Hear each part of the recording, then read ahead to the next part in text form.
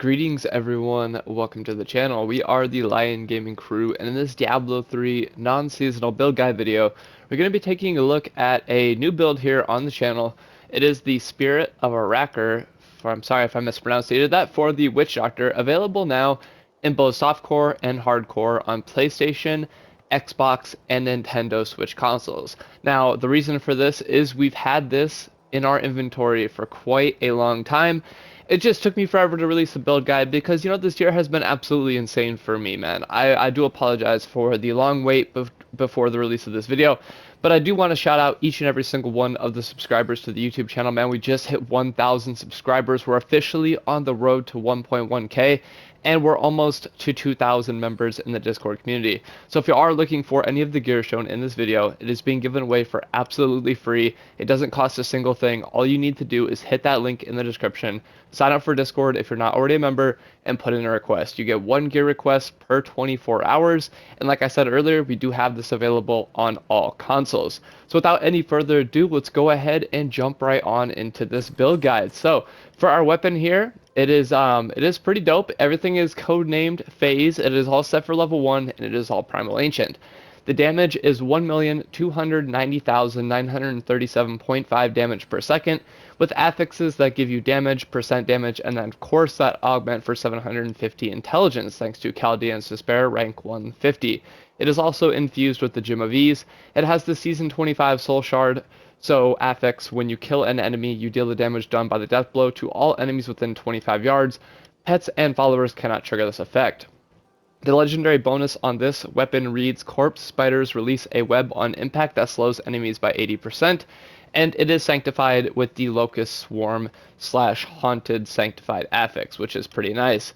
56.9% for the cooldown of all skills, and it is a level 1 rare ceremonial knife. Now there is two variants of this that you can use. You can also use the Manjama's Way set if you want to use the Manjama's Carving Knife and the Manjama's Gory Fetch. You can use that as well. It is codename Faze, and it'll work just fine, but for this video, we're going to stick with the rare variant. Moving on into the first piece of the Spirit of Arachyr set, man. I don't know if I'm saying that right, but correct me if I'm wrong, man. With affixes on this piece of gear that give you intelligence, resist all elements, percent life, critical hit damage, and critical hit chance, as well as 70% gold from monsters. A Season 25 Soul Shard affix that reads, killing an elite enemy reduces all your active cooldowns by 5 seconds.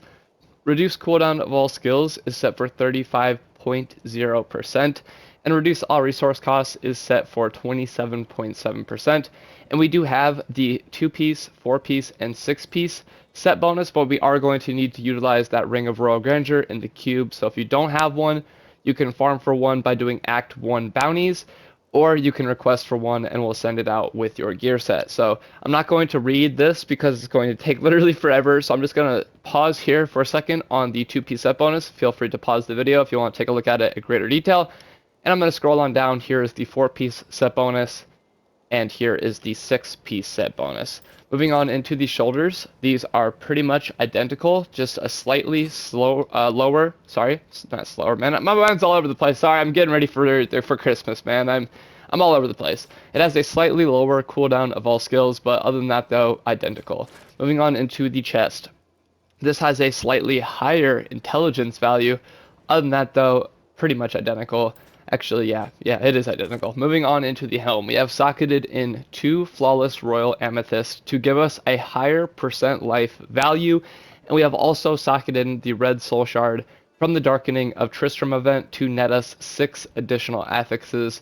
That means we're going to be able to pick up life after each kill, life from health potions and globes, 1,000 to all stats, another Season 25 Soul Shard affix which reads, you cast a devastating ring of fire after killing 100 enemies, and the legendary bonus from the red Soul Shard itself, periodically struggle for control, unleashing a ring of fire that inflicts 20,000% weapon damage to enemies it passes through. Slightly higher value on the cooldown of all skills, coming in at 41.5%. Resource cost reduction, 27.7%. Moving into the amulet, this is a rare level 1 amulet. Now we have two, I'm actually rocking the brand new infection amulet, which is the triple sanctified one. I know we have a sanctified affix on the weapon already, but I wanted to rock all three of them for this build guide video. But you can use the regular amulet, which is here shown on the left. And I'm going to kind of scroll down. You guys have already probably seen this one, the infection one on the right. So if you want to just look at the left side of the screen, by all means. The infection one was in a video I shot yesterday for the triple sanctified affixes for all classes, but like I said, you can use the Faze one and it'll work just fine. I'm just using this because I want to try to rock a crazy skill setup, but I'm not going to read all of the affixes on here because there are a lot of them, but I'll try to scroll down slowly so you can take a look at them in greater detail by pausing the video if you so choose. But yeah, man, this triple sanctified is just, it's going to be really, really crazy for this video, man, trust me. As you guys can see, the infection one has a little bit more ethereal affixes and soul shard affixes, but it has a slightly lower resource cost reduction by about 11%, so not too bad. But moving on into the bracers, these are the Lacumba's Ornament. So the legendary bonus reads reduce all damage taken by 60% if you have Soul Harvest stack is at least 1, and an additional 2% for each stack of Soul Harvest. Has a really, really high intelligence value at 9,165, not counting the augment, and you also get 75% magic item find. Moving into the offhand, this is the Shuriken's Triumph, which the legendary bonus reads after the initial duration of Spirit Walk ends, it will continue to last until you attack 3 times or until elite enemy is within 20 yards of you. Attacks while in the Spirit Realm deal 100% increased damage. Like I said earlier, you can use the Majama's Way set if you want to as well. That one's pretty cool because you can turn into a chicken, which is awesome, and I'm not complaining. I like that. For the first ring up, we have the 1 billion physical skill image ring. This is going to be incorporated into the build a little bit later on when I show you guys the skills, passives, and cube powers. But yeah, you're getting crazy life per hit on this, 1,600% damage, which is absolutely insane. On that though, cold, fire damage, all the regular good stuff that you guys know and love. You get increased move speed both after killing an elite pack and picking up a health globe, and you get 200% damage to all voodoo, decay, and secondary skills. Other than that though, it's just the legendary bonuses from the gems. 61.2% for the reduced cooldown of all skills, and 46.8% for that resource cost reduction. You get chance to 144% area damage on hit, which is really nice to see. Moving on into the test ring 516, so you're never ever going to die while wearing this ring. And the one that sticks out to me the most for affixes on this piece of gear is that gold health pickup radius is increased by 100 yards. I mean, I'm not complaining, man. I love having that 100 yard gold health pickup radius. Moving on into the boots, this is the second piece of gear that has that 75% magic item find, bringing that grand total to 150% to help you guys find more primal ancients. Moving on into the pants, these are the Depth Digger pants with a super high intelligence value at over 11,000, counting the augment, which is pretty nice. For the belt, we're picking up, man, I forgot the name of this one, honestly, but it does buff your Corpse Spider skills by reading Corpse Spider deals an additional 100% damage, and each spider bite causes the target to take an additional 1% damage from Corpse Spiders for 5 seconds. You also get the Grave Injustice passive, Pierce the Veil passive, and Spiritual Attunement passive, so not too bad. Moving on into the skills. For our X ability, in the defensive skill tree, we're picking up Horrify with the rune Stalker. R2, this isn't really going to be our main damage dealing attack. Kind of all of these are going to be main damage dealing attacks, but we're picking up in the secondary skill tree Locust Swarm with the rune Searing Locust. Square ability in the Terror skill tree, we're picking up Soul Harvest with the rune Soul to Waste. Triangle ability in the Decay skill tree, we're picking up Spirit Barrage with the rune Well of Souls. Circle ability again in that Decay skill tree, we're picking up Piranhas with the rune Piranha Do. And finally, for that mobility skill in the defensive skill tree, we're picking up Spirit Walk with the rune Severance. Passives are as follows: Circle of Life, Confidence Ritual, Creeping Death, and Fierce Loyalty. Cube powers being Hack, Sash of Knives, and the Ring of Royal Grandeur. The Sash of Knives and the Ring of Royal Grandeur are going to be mandatory for this build to perform well, although you can switch out the weapon if you want to pick something different, by all means. Quickly touching on Paragon, you want to dump everything you have into Vitality. For the offensive stats, you want to focus on attack speed first, because the rest of this is already built on the gear itself. For the defensive stats, you want to focus on armor first, and then fill out the rest. For the utility stuff, you want to focus on area damage first, and then the rest. Quickly going over the follower, we are rocking the Enchantress, who is using the Cosmic set that features the Spoilers of Sakura, and the Nemesis Bracers, both to make us items indestructible, and to give us faster clear speeds in our greater rifts by enabling us to allow shrines and pylons to spawn enemy champions. For her skill setup, we're rocking Temporal Pulse, Prophetic Harmony, Powered Shield, and Focused Mind. We do recommend using the token that says your follower cannot die, especially if you plan on rocking Greater Rift level 150s, because there is a chance that your follower will die, even though they are using the Immortal Ring. So just keep that in mind. If you're using regular content, Torment 16 difficulty, you don't really need to focus on that. Quickly going over the final numbers, and we'll wrap this video up with some gameplay. Our damage is at 181 billion, not too bad. Bonus damage to elites is at 100%. Bonus damage increased by skills is at 120%, which is always nice to see. Air damage, 144%, not complaining. Cooldown reduction is super high at 99.85%.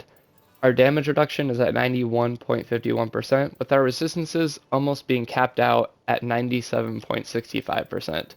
Moving on down into the life stats, total life bonus is at 731%, not too bad, with our mana cost reduction at 98.49%, and bonus experience per kill set for 8,000. So with all of that gone over, let's go ahead and show this build in action by rocking some Greater Rift level 150. So I'm going to kind of talk about how you want to rock this build. So as soon as you get into a Rift or whatever you're playing, you want to get your Soul Harvest stacks up by just running up to enemies using your Spirit Walk ability and spamming your Soul Harvest button, whichever you have it assigned. To have it set for square on my setup here. And yeah, as soon as you get that to 10, then you can focus on doing damage with your other skills. Now, the way we have these skills set up is just a max damage setup, so you can really spam, every single one of your skills to do massive damage. And it does really good. It performs well, especially using that Sash of Knives and conjuncture with the the 1 billion physical skill damage ring, just allowing us to deal massive damage with every single attack, because you get that 650% bonus damage as physical, and then you amplify that by 1 billion. So really you're getting 650 billion damage as physical every single time you attack an enemy. So it really provides this build with that extra oomph it needed to kind of push it to the next level and allow it to clear any content in the game relatively quickly. Now, clear speeds for this build are pretty consistent. The slowest one I've had was like right around 2.5 minutes, but I also did get a crappy rift. It was kind of one exactly like this. I didn't get any pylons, I didn't get any shrines. I got completely wrecked. I hardly got any elite enemy mobs. It was a horrible rift, but other than that though, they're right around 1.5 minutes. It's usually been pretty consistent in that 1.5 minutes to 1.45 minute range, which isn't too bad, especially for the Witch Doctor. And especially for me, because I suck with using the Witch Doctors. There are players out there that can rock with the Witch Doctor. I am not one of those players, and I'm not ashamed to admit it, man. I suck with the Witch Doctor, man. It's not my strongest class, but that doesn't mean this build sucks. I really like this build. I think it's fantastic. I don't think we're gonna be able to talk to Arachyr though. I don't think we are. I cannot carry more. Yeah, we can get it right. So yeah, this build is a lot of fun because it incorporates a lot of different Witch Doctor skills. So if you like using a bunch of skills to do massive damage, kind of like the Wizard, then this is going to be the build for you. However, I would not recommend using this if you are a beginner to the Witch Doctor. If this is your first time playing as the Witch Doctor, I would highly recommend checking out the Zunmessa's Haunt set, which is codenamed Mercy. We have that available. It is a very easy to learn build, which just does massive damage, and is probably one of the best Witch Doctor builds. And other than that though, yeah man, just focus on getting your Soul Harvest stacks up, which is relatively easy to do. It doesn't take that long. It caps out at 10, so once you have 10 stacks, then you can feel free, like I said earlier, to use all of your other skills. You kind of want to focus on using your Locust Swarm to then, you know, because once you hit an enemy with Locust Swarm with the Sanctified Affix, they're going to be haunted. And then that haunt is going to spread to other enemies. Because you'll notice we don't have haunt on our toolbar, but enemies are still being haunted, and that's kind of those little red spirits that are like lingering around. So you definitely want to try to hit with your Locust Swarm first, which is going to be your R2 ability if you're following the same skill setup I'm using in this video. And then you can focus on using, you know, your Spirit Barrage or your Piranhas, or even your, you know, yeah, just use Spirit Barrage, Piranhas, any of your other abilities. Even Soul Harvest does damage, especially if the enemies are already haunted, because then they're just going to take extra damage. So try to use that as kind of priority one, is using your R2 ability. That's kind of why we have it set up the way we do. And then you can focus on spamming your other abilities, like you're playing Super Smash Brothers, man. Bring it back to the good old Nintendo 64, man. So yeah, it is a very fun build, though, nonetheless. I just, like I said earlier, wouldn't recommend it if you're a new player to the Witch Doctor, but if you're experienced with the Witch Doctor and you're a good player with the Witch Doctor, then yeah, I would definitely recommend checking this out. And it is available now for request. So thank you all for watching, man. If you made it all the way till the end, you're an absolute legend, and I really appreciate your support. And yeah, man, officially on the road to 1.1 thousand subscribers. So truly thank you all, man. From the bottom of my heart, I greatly appreciate it. And I really hope to catch you all in a future video coming out soon. Stay safe, stay happy, and last but not least, stay gaming. Lion Gaming Crew, signing out.